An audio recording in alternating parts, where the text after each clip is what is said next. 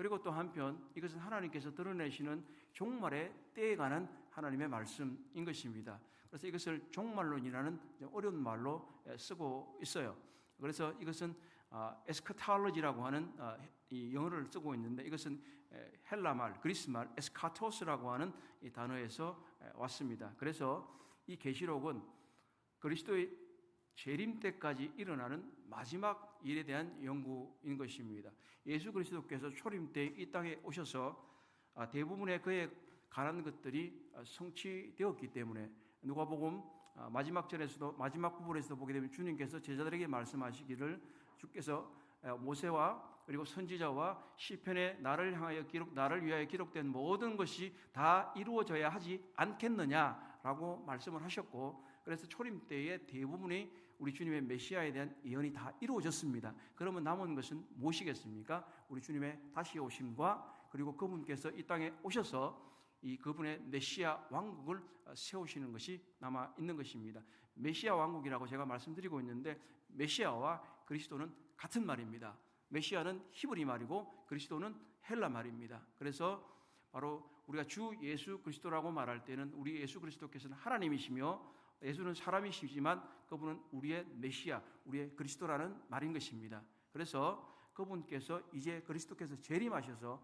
그리스도의 왕국, 바로 메시아 왕국, 천년 왕국을 세우고 또 그 이후의 일까지 일어나는 이 모든 일들이 계시록에 기록되어 있기 때문에, 우리의 장래일에 대해서 기록되어 있기 때문에 그래서 매우 중요한 책이라는 것을 말씀드릴 수가 있습니다. 이 계시록의 저작 연대를 아는 것도 매우 중요하다고 말씀을 드릴 수가 있습니다. 이것은 대체로 우리가 다, 대체로가 아니라 거의 모든 성경학자들이 이 사도 요한의 저작이라고 잘 알고 있습니다. 그런데 이 언제 지어졌냐라고 하는 것에 대해서는 의견이 갈려요. 여러분들이 잘 아시는 것처럼 로마의 네로 황제 시대 때는 굉장히 핍박도 있었고 이상한 가정한 일들이 참 많이 일어났잖아요. 그래서 이 로마 네로 황제 시기를 이 계시록이 쓰여졌다고 얘기를 해요. 그리고 AD 70년에 어떤 일이 있었죠? 예루살렘이 로마의 장군 티투스에 의해서 이제 이후에 황제가 됐지만 그 사람에 의해서 예루살렘 다 망해버려요. 그러니까 이것은 이후에 어떤 해석의 입장과도 굉장히 연관이 많이 있는데, AD 70년에 예루살렘이 멸망했기 때문에, 그리고 계시록 17장과 18장에 가게 되면 바벨론의 멸망이 나옵니다. 자, 바벨론은 어떤 국가죠? 바벨론은 남유다를 멸망시키고 수많은 사람들을 포로로 잡았던 그 국가입니다. 그리고 신약 시대에 때는 바벨론을 또 로마라고 생각하는 그런 것들이 있었어요. 그래서 이것을 로마와 바벨론을 같이 했기 때문에 계시록 17장과 18장에 바벨론을 멸망하기 때문에, 그래서 AD 70년과 연관을 시켜서 AD 60년이 되어야만 이제 보게 되면 계시록 1장 1절에 예수 그리스도의 계시라, 이는 하나님이 그에게 주사 반드시 속히 일어날 일이라고 말하기 때문에 AD 60년대에 지어지면 AD 70년대에 예루살렘이 멸망하고 계시록 17장과 18장에 나와 있는 바벨론이 로마와 동일시되기 때문에 이 연대를 주장하게 되는 것입니다. 그렇게 되면 어떻게 되냐면 이 계시록의 일들이 이미 성취되었다라고 보게 되는 그런 문제가 생기게 돼요. 그래서 이 부분들을 해석학적 입장에서 과거주의다 이런 말을 하고 있어요. 이미 이것들은 다 대부분이 성취되었다, 주님의 재림만 남았다, 뭐 이런 얘기를 합니다. 그런데 이것은 받아들이기가 굉장히 힘들어요. 그래서 여러 가지 연대적으로도 그렇고 그 사정상을 로마 네로 때 핍박도 있었지만 실제로 그렇게까지 극심한 핍박이 있지는 않았고, 오히려 로마 도미티아누스 황제라는 이 시대에 사도 요한이 반모라고 하는 섬에 유배되어 있었고, 그때도 이 그리스도인들을 향한 핍박이 매우 강렬했기 때문에 오히려 이것이 더 맞다라고 얘기하는 것이 대부분의 성경학자들의 견해입니다.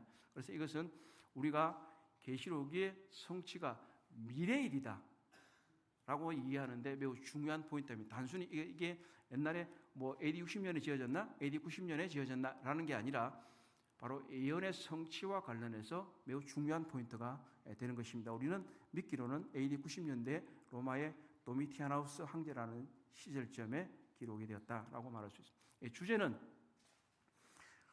임박한 그리스도의 재림과 구속의 완성에 대한 소망입니다. 물론 이 계시록 17장과 18장에 나와 있는 이 바벨론이 로마에 갔다라고 말할 수는 없지만, 당시가 그리스도인들이 로마의 압제 가운데 있었다는 걸 생각하게 되면 로마의 황제 치하에 있었다는 거잖아요. 그러면 그들이 생각하는 것은 뭐예요? 그들이 우리가 잘 알고 있는데 예수님을 주라고 부른다는 거죠. 주라고. 그러면 로마의 황제가 주냐, 예수님이 주라고 했을 때에 그들의 갈림길에 있는 거예요. 그러면 바로 예수 그리스도가 진정한 우리의 주이시다, 우리의 왕이시다라고 하는 것을 말하기 위한 것이 계시록의 중요한 주제라고 하는 사실인 겁니다. 그래서 그분이 우리의 왕이다. 로마 황제는 지금 우리를 물리력으로 폭력으로 압제하고 있지만 그는 진정한 우리의 황제는 아니다. 우리의 왕은 아니다. 오히려 진정한 왕은 이후에 이 땅에 오셔서 그분의 왕국을 세우셔서 우리를 그 왕국 가운데 살게 하시고 우리를 그분의 통치 가운데 참여시키실 것이라고 하는 그런 놀라운 소망을 주고자 하는 것이 이 계시록의 주제가 된다고 하는 것입니다. 그리고 이 천연왕국뿐만 아니라 제일 마지막 부분에 있는 대로 하나님의 영원한 통치를 얘기하기 위해서 하는 것입니다. 지금은 사람들이 다스리고 사람들이 모든 것을 좌우하고 우리의 생명까지도 뺏어가지만, 그러나 하나님이 인간 세계의 영원한 통치자이시고 우주의 영원한 통치자이시기 때문에 비록 그들이 우리의 생명을 뺏어간다 할지라도 하나님이 영생의 통치자이시기 때문에 우리를 영생을 주시는 분이기 때문에 우리가 믿음과 소망을 가지고 이 시대를 살아가자 하는 것이 계시록의 주제입니다. 단순한 이것은 예언 프로그램을 통해서 심판이 뭐 일곱인, 일곱 나파, 일곱 대제 이것만 알려주는데 목적이 있는 게 아니에요. 하나의 예언의 이야기들을 쭉 풀어주잖아요. 그래서 그 예언의 교훈이 뭐야? 이렇게 되는 거죠. 우리도 뭐 흥부와 놀부 얘기를 많이 하잖아요. 흥부와 놀부 얘기가 주제가 뭐예요 도대체? 흥부가 뭐 놀부의 아내에게 뺨 맞고 뭐 밥 뜯어먹은 게 주제예요? 그렇지 않잖아요. 군선징악이 주제란 말이에요. 그래서 그것은 우리가 유념해서 볼 수는 있지만 결국은 과연 우리가 보통 말하는 대로 뭐 빅픽처, 뭐 큰 그림 이런 얘기 하잖아요. 그래서 과연 무엇을 위해서 이것을 말씀하시는가 하는 거예요. 그래서 임박한 그리스도의 재림과 구속의 완성에 대한 소망, 그리고 예수 그리스도가 우리의 왕이고 심판주이시다. 그리고 메시아가 이 땅에 왕국을 건설하실 것이다. 그리고 새 하늘과 새 예루살렘, 새 하늘과 새 땅에서 우리는 살아가게 될 것이다. 그리고 하나님이 우리에게 영생을 주실 것이다. 이런 것들이 우리 이 계시록의 주제라고 하는 것. 계시록을 해석하는 데 있어서 우리는 이 다니엘서를 주목해야 합니다. 계시록은요, 학자들이 말하기를 명백하게 구약을 이렇게 인용했다라고 하는 것 구절은 없어요. 이제 이것을 이제 전문적인 용어로 뭐라고 하냐면 인용이라고 말하지 않고 그것을 사용이라고 표현을 해요. 구약을 사용했다 이렇게 얘기를 해요. 그래서 보면 이 계시록에서는 사도 요한이 수많은 구약을 가져와서 쓰고 있어요. 각종의 이미지, 단어, 언어, 구절들이 굉장히 많이 등장을 해요. 사도 요한은 어느 나라 사람인지 혹시 아세요? 자, 맞춰보세요. 히브리인, 헬라인, 로마인, 한국인. 4번? 사도 요한은 히브리인이에요. 이스라엘 사람이라고요. 그가 쓰고 있는 언어는 당시에는 헬라 말이었어요. 아람어였고. 그래서 지금 헬라어로 쓴 거예요. 근데 히브리 사람이기 때문에 무엇을 읽었다고요? 구약 성경. 우리가 말하는 구약 성경. 이제 히브리 성경을 읽었다고. 그분은 히브리 성경에 능통했을까요? 안 능통하지 않았을까요? 능통했겠죠. 우리는 구약 잘 모르잖아요. 생각보다 우리 구약 잘 몰라요. 저희들 지금 교회에서 소선지서를 읽고 있거든요. 소선지서 어려워요. 생각보다 잘 안 읽혀지는 성경이 소선지서예요. 그런데 이 계시록에서는 대선지서, 소선지서 무수하게 사용이 되고 있어요. 그 중에서 핵심이 다니엘서, 에스겔서, 이사야서입니다. 그런데 그 중에 다니엘이 가장 핵심인데 이것은 왜 그러냐? 다니엘서 9장에 나와 있는 70일의 사건이 이곳에서 나오고 있기 때문입니다. 다니엘의 70일에는 느헤미야 때에 시작이 되어서 이제 주님이 오시면서 69일회가 다 끝이 났습니다. 주님이 십자가에 돌아가심으로. 마지막 한 일회가 남았어요. 근데 지금은 중간에 보시는 대로 교회 시대라고 말해요. 근데 한 일회는 여전히 남아서, 한 일회는 몇 년일까요? 7년. 이 계시록에서 또는 성경에서는 365일이 아니라 예언력으로 하는 360일을 1년으로 잡습니다. 그래서 여기 보면 한때, 두때, 반때 이렇게 나오고 1260일 나오고 이렇게 얘기를 하는 거예요. 어쨌든 지금은 교회 시대고 이 69의 일회가 끝이 날 때의 AD 33년 니산월에 주께서 십자가에서 돌아가시고 그 이후에 지금 한 일회가 남았는데 언제 시작될지 아무도 모릅니다. 그때 짐승이라고 불리는 적그리스도가 와서 이스라엘과 평화조약을 체결할 것이지만 그 절반에 그가 언약을 파기하고 이스라엘을 신박하게 압제할 것입니다. 그것이 바로 7년 대환란이라고 불리고 또는 예레미야서에 의하면 야곱의 대환란 때라고 불리는 이 기간인데 계시록 6장에서 18장을 묘사하고 있는 부분이 바로 이 한 일에 남은 이게 기간이기 때문에 이것과 또 마태복음을 함께 이해하는 것은 매우 중요하다고 말할 수가 있습니다. 그래서 기회가 되시면 아니면 시간을 내셔서 다니엘서도 한번 읽어보시고 다니엘서 7장과 9장을 또 함께 또 읽어보시면 이것이 심판을 묘사하는 것에 대해서 이해하실 때 매우 도움이 되시리라고 생각합니다. 자, 계시록 1장은 그리스도의 계시와 환상을 담고 있는데 우리 먼저 함께 성경을 펴서 계시록 1장 몇 구절만 좀 읽어보도록 하겠습니다. 계시록 1장 1절에서 3절입니다. 계시록 1장 1절에서 3절 함께 읽어보시자고요. 자, 성경 피셨습니까? 자, 예수 시작.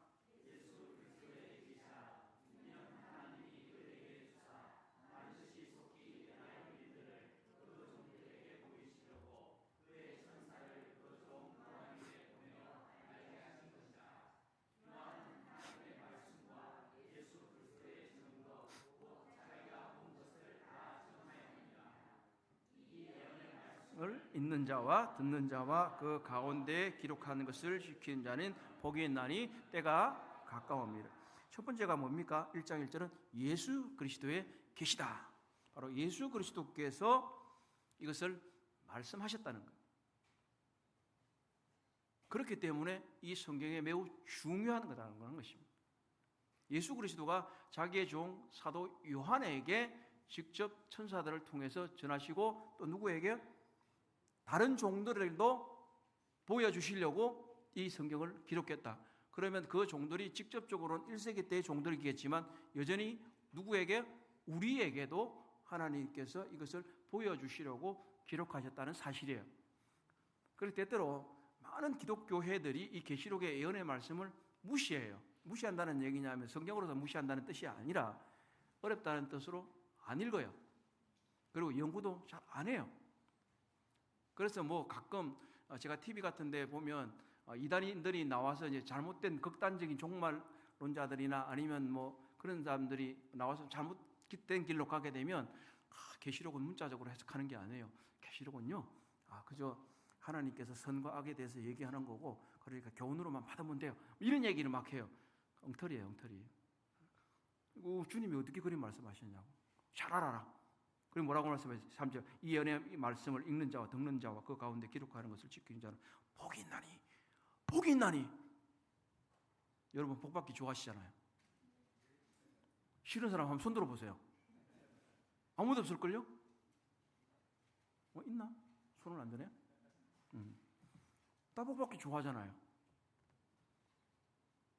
복 받으라는데 왜 복을 안 받으려고 그러는지 모르겠어요. 양해하시기 바랍니다. 자, 여기서 중요한 말이 이제 볼 게 이거예요. 반드시 속히 일어날 일이라고 하는 의미예요. 이것과 관련해서 많은 논쟁들이 있어요. 근데 우리 좀 가볍게 라기보다 좀 간단하게 한번 얘기를 해보시자고. 세번역은 이것을 곧 일어나야 할 일이라고 변경을 했고, 두란노에서 발행한 우리말 성경은 반드시 곧 일어날 일이라고 번역했어요. 여기서 속히라는 말이 이제 곧이라고 되어 있고, 영어 성경에 보면 이제 soon이라고 하는 단어로 이제 표현이 되어 있어요. 이 의미가 이제 여기가 돼서 반드시 일어날 일이라고 하는 데서는 크게 이의가 없는 것 같아요. 왜냐하면 이 예언의 말씀은 반드시 일어난다는 거예요. 일어날 수도 있고 안 일어날 수도 있고 그냥 교훈이고 이게 아니라 여기에 기록된 건 반드시 일어난다는 거예요. 반드시. 내일 모레 주일이에요? 내일 모레 주일날 교회 오실 거죠? 교회 와야 됩니다. 와도 되고 안 와도 되고가 아니에요. 와야 돼요. 이게 굉장히 중요한 말씀이에요, 사실은. 이게 반드시라고 했는데 그럴 수도 있고 안 그럴 수도 있고 이런 건 없어요. 이 주님의 말씀. 반드시. 근데 한편으로 속히라는 말을 아까 말씀드린 이 계시록의 기록 연대와 관련해서 자, 오늘과 내일과 모레는 가까운 시간이잖아요. 우리는 보통 곧이라고 그럽니다. 그렇죠? 그런데 조금 멀면 곧이라는 말을 쓰지는 않아요. 그래서 이 단어를 가지고 이제 AD 60년대에 예언했기 때문에 몇 년 뒤에 일어나야 된다. 이렇게 얘기를 하고 다 이루어졌다고 보는 거예요. 그런데 그래서 이것이 이미 이루어졌다거나 계시록의 말씀이 그냥 교훈에 불과하다고 하는 그런 이제 이상주의라고 하는 해석 방법이 있어요. 그런데 이 말은 헬라 말의 다른 용법을 잘 살펴보면 그 말은 그냥 시간적인 것만을 말하는 게 아니라 오히려 이것이 일어나면 갑자기 시계추가 옮겨지듯이 빨리 진행된 것을 말해요. 요즘 TV 같은 데도 보면 어떤 거 나와요? 세계 멸망이 몇 초 남았다고요? 그거 보셨어요? 신문에 요즘 나왔어요. 최근에 또 세계 멸망이 20 몇 초 남았다더라고요. 24시간 뭐 진행된 거 이렇게 그런 거 보는 거, 그 사람들도 가깝다는 거 아니야? 23초밖에 안 남아서 큰일 났네. 하나, 둘, 셋, 넷, 다섯, 여섯, 일곱, 여덟. 근데 23초가 엄청 길잖아요, 지금. 엄청 길어요, 23초. 언제 될지도 몰라요. 미국 영화 같은 데 보면 1탄, 2탄, 3탄 뭐 이런 거 나오잖아요. 그래서 딱 보면 딱 끝나고 나면 그 자막이 쫙 올라가요. 그래서 뭐라고 하냐면 coming soon.